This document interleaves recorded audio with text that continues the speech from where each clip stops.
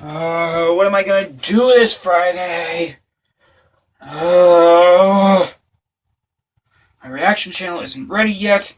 I can't do another reaction on this channel. I don't know. What am I going to do?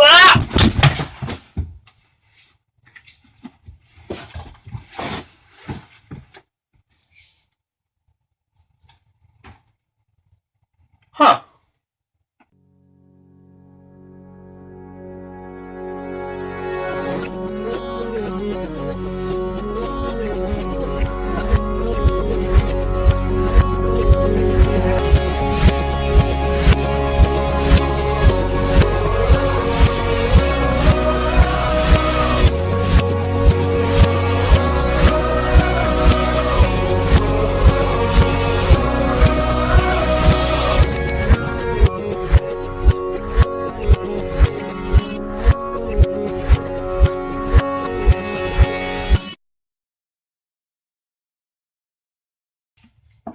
Hey there YouTube, JT Vector Sigma here, attempting my first episode of the Off the Shelf series. And the book that I've chosen today, Magnus Chase and the Gods of Asgard, Book 1, The Sword of Summer. Unfortunately, I kinda like to throw out the covers of my hardcover books simply because they're floppy and they get in the way.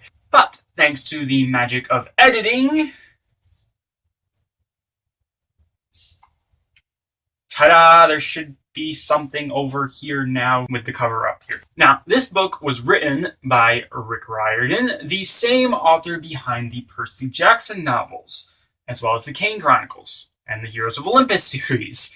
And just like all of them, it's written in the same exact universe, just following a different set of gods and myths. This time, the Norse myths. The main character, Magnus Chase, finds his dad's sword. His dad is obviously a god, and then he has to go on a quest to stop the end of the world, also known as Ragnarok. I think that's how it's pronounced. It's a good book. It's exactly what's expected out of Rick Riordan. Unfortunately, that's kind of all it is. That's kind of a disappointment. After reading the first Kane Chronicles book and reading all of the Heroes of Olympus series, those books kind of take things in a very far out and very dark direction. This one had the opportunity to go there, it just didn't. And maybe it's only because it's the first book in the series, but at the same time, Lost Hero went pretty dark, I think. It is worth noting that the comics and movies are not the same as the myths. While they share a lot of the same basic stuff, if you come into this book thinking that you know the myths because you've watched the Marvel movies or you've read Marvel comics, you're kind of screwed. You're going to be confused for about 3/4 of it. I know I was. You would be better off going on Wikipedia and just looking up the myths themselves, or finding a different website that, isn't Wikipedia.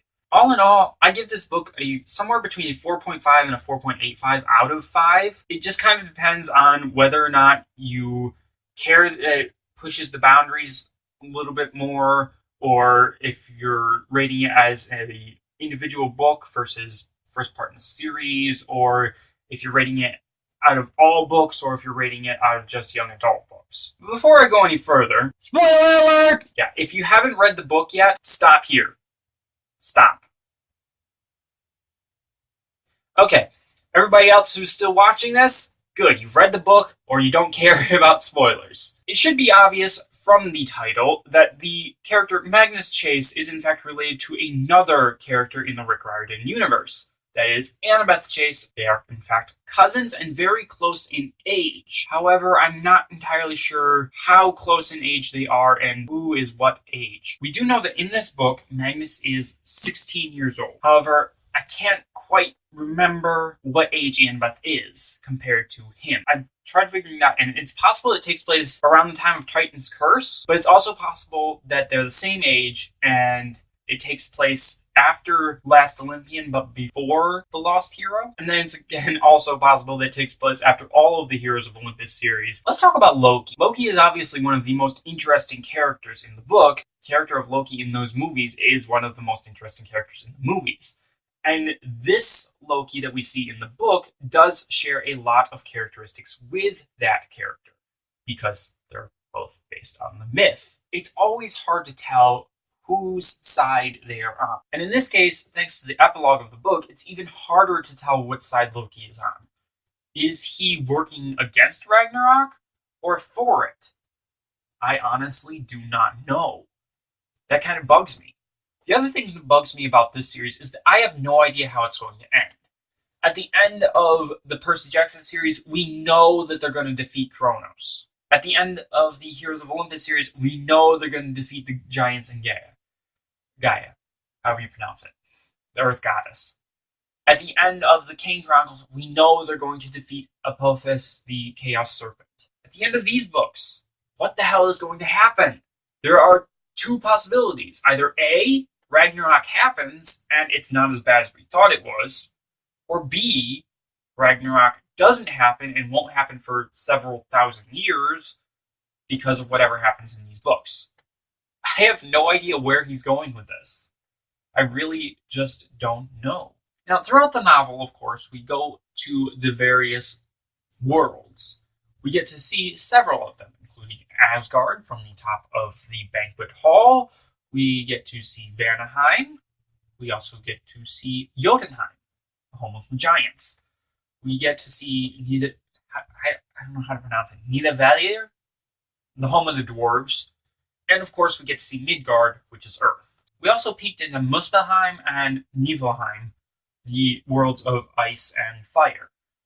Only peeked because obviously those are very inhospitable places. We only heard about Alfheim and Helheim, which is kind of good. Those are places that we really don't need to visit just yet. I did like the little bit when they were in the home of the dwarves about how humans like their music and it's Taylor Swift, apparently.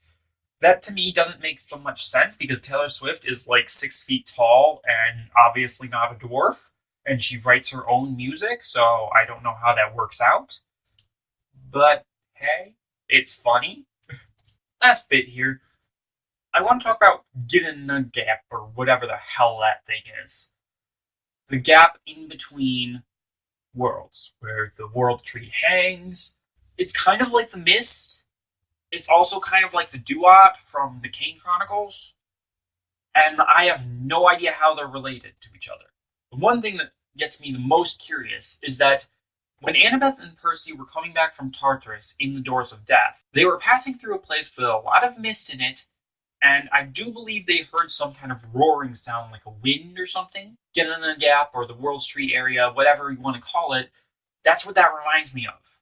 I'd have to go back and read House of Hades again to be sure, but I'm kind of thinking that they're the same area. In any case, I'm not really sure what to expect with the second book in this series, but I'm eager to find out. And one thing I am sure of is that when the book comes out, and when I read it, I'm at least going to walk away from it satisfied. If not completely giddy about how it ends, I'm at least going to be very satisfied with the amazing story that Rick Riordan has told. Just like I was with this one. So it's that time again. I've got to say it. Leave your opinions of either this novel or my video down in the comment section below. Don't forget to check out the links in the description box below. Leave your likes and subscriptions if you want to see more of my videos. And I do believe that's everything for this video. So, I am JT Victor Sigma, the Talking Head. I keep talking, I keep squawking. All you guys have to do is keep watching. Until next time, bye.